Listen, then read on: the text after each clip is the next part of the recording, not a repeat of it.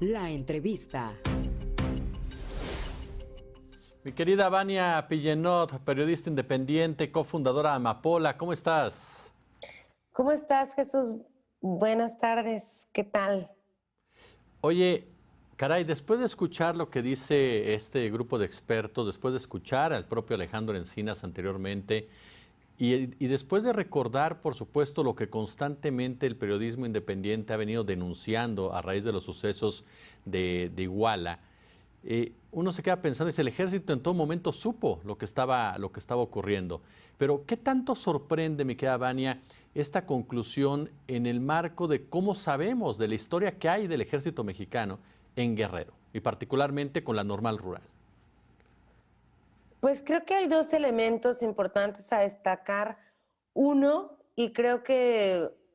uno de los más relevantes, es que el ejército mismo nunca tuvo un protocolo de investigación por uno de los normalistas que estuvo infiltrado, desgraciadamente, y que finalmente esto pues ha generado muchas voces al interior del movimiento que exige justicia y verdad por los hechos del 26 de septiembre del 2014, y es Julio César López Patolzin. No hubo un protocolo de búsqueda a pesar de que Julio César, uno de los 43 normalistas desaparecidos, pues era un soldado en activo, y que no nada más lo menciona el subsecretario Encinas, sino que también los padres de familia pues piden que se investigue sin criminalizar, porque además las condiciones estructurales de un estado como Guerrero, en el sentido que los normalistas pues han sido infiltrados históricamente no nada más por el ejército, también por los partidos políticos y por otras fuerzas ocultas que también pues están dentro de este movimiento que es un movimiento social, y hay que ver a Ayotzinapa como un movimiento social, pues nos habla mucho de lo que deberíamos de exigir el día de hoy. Y creo que al día de hoy son 8 años en donde 5 padres de familia de este movimiento de los 43 normalistas desaparecidos han perdido la vida sin saber la verdad de lo que ha ocurrido a 8 años, y que tampoco esta narrativa que nos ofrece el gobierno federal, a pesar de que pues ya está diciendo que es un crimen de Estado, pues sabemos al día de hoy. Y creo que es importante mencionar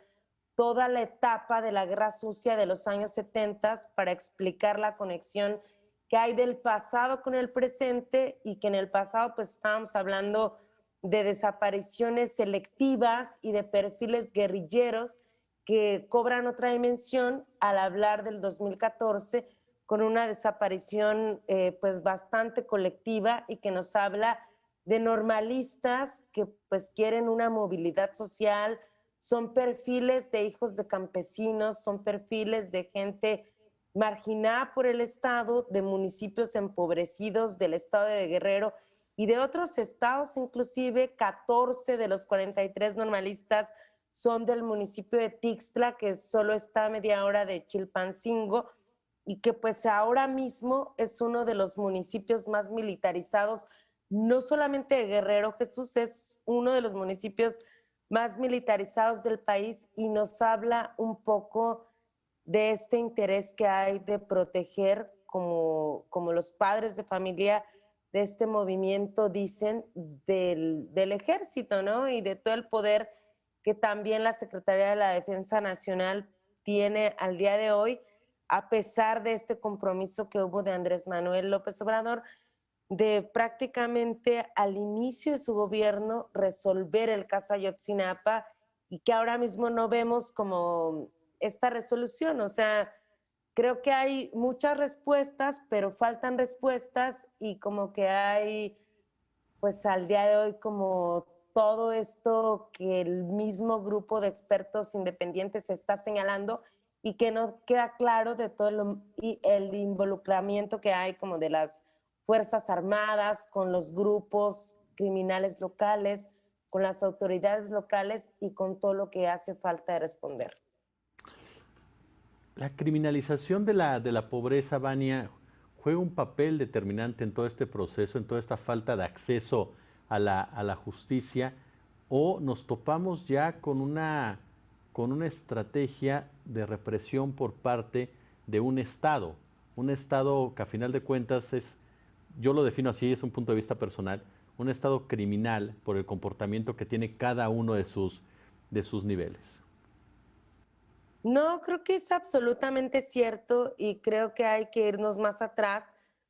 porque no es fortuito que estemos hablando de Guerrero y que estemos hablando de Guerrero a pesar de todas las décadas que han pasado después de la Guerra Sucia y que no ha habido justicia dentro de todas las víctimas que hubo en el pasado y que al día de hoy, pues estamos hablando de condiciones estructurales que no han sido resueltas y, por ejemplo, hablamos de Iguala,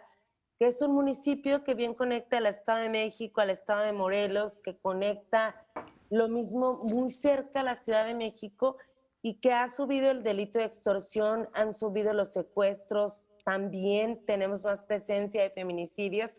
y que justamente como tú lo mencionas, la pobreza es algo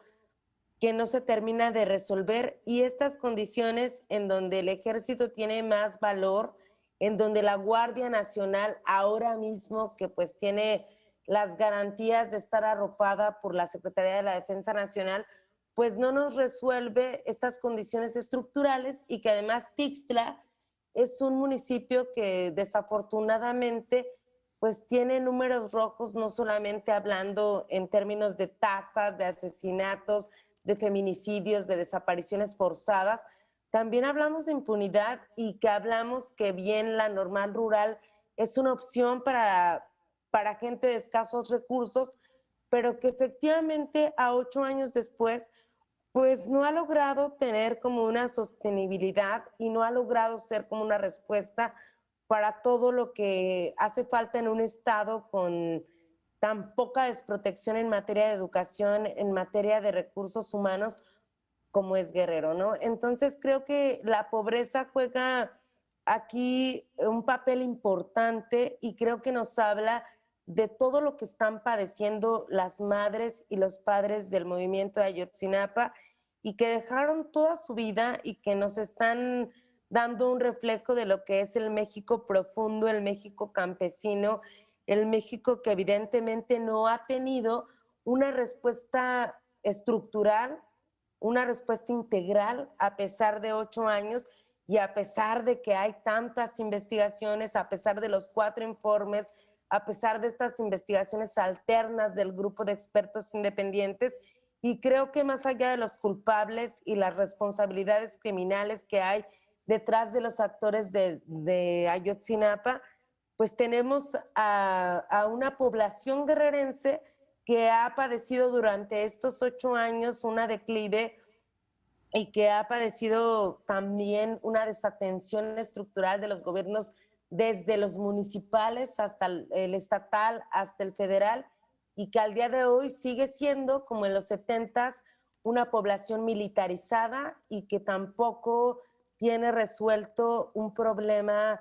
al día de hoy y que siguen creciendo delitos como la extorsión en municipios como Acapulco, como Tixla, como Chilpancingo. Y pues creo que el caso Ayotzinapa es un reflejo de lo que está pasando en el país, pero sobre todo es una alerta de lo que pasa en Guerrero y que nos llama y que nos interpela como país. Es lo que yo creo. Oye, Vania, te voy a hacer una pregunta y voy a caer en la especulación, pero quiero aprovechar que tú has estado muy cerca de todo este tema, has estado muy cerca en el terreno, es decir, haciendo periodismo de a pie, haciendo periodismo ahí precisamente con la gente. Y la pregunta que yo te haría es, ¿cuál es el sentir que existe precisamente? Yo sé que hay indignación, hay frustración, pero después de 8 años, en relación a este tema en Ayotzinapa, en relación precisamente a la presencia del ejército, en relación precisamente a que llega un gobierno que promete soluciones y que al final de cuentas ahora escuchamos de manera muy clara con ese, hubo avances hasta que se toparon con el ejército. ¿Cuál es ese sentir que hay en esta región del país después de Ayotzinapa, 8 años después y ya con dos gobiernos diferentes? Porque uno es el PRI, el otro es Morena, que prometió una solución. Pues bueno, mi percepción va en dos sentidos, ¿no? La primera es que hay una percepción nacional en cuanto a las responsabilidades de Jesús Murillo Caram como exprocurador, a Tomás Herón de Lucio como titular de la Agencia de Investigación Criminal y que fueron los artífices de esta verdad histórica de Peña Nieto. Pero creo que también nos tenemos que fijar en los actores municipales como José Luis Abarca Velázquez, que si bien ya fue absuelto por el caso Ayotzinapa, sigue en la cárcel porque pues, se persigue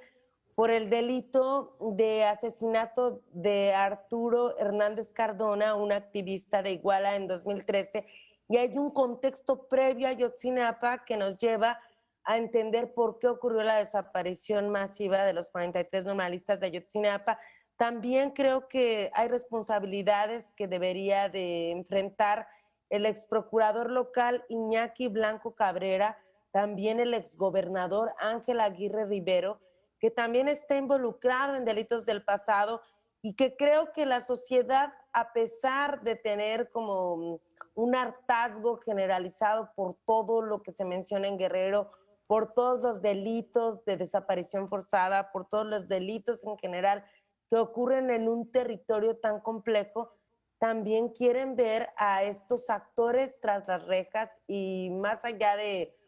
que la cárcel sea la única solución, pues quieren ver verdad, quieren ver justicia y creo que la percepción pues es esta en el sentido del activismo, de las víctimas indirectas y de lo que se podría explicar en un contexto previo a lo que pasó en Ayotzinapa, en lo que pasó en Iguala y tener estos municipios no como lugares alejados de la realidad del país, sino conectados con estos estados tan importantes como el Estado de México, como el Estado de Morelos, como el Estado de Michoacán,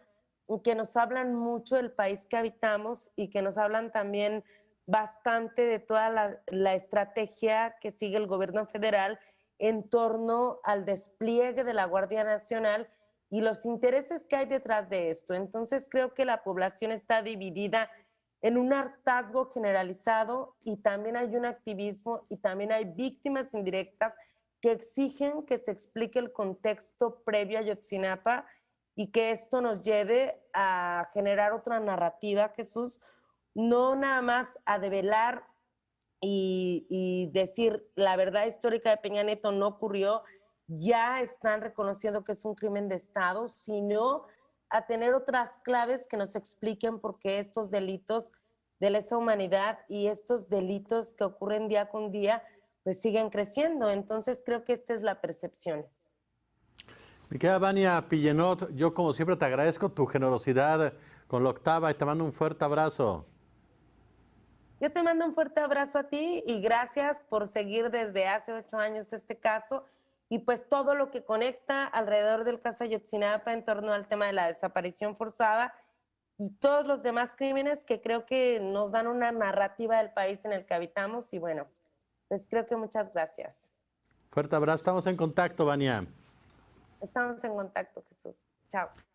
Una pausa, regresamos.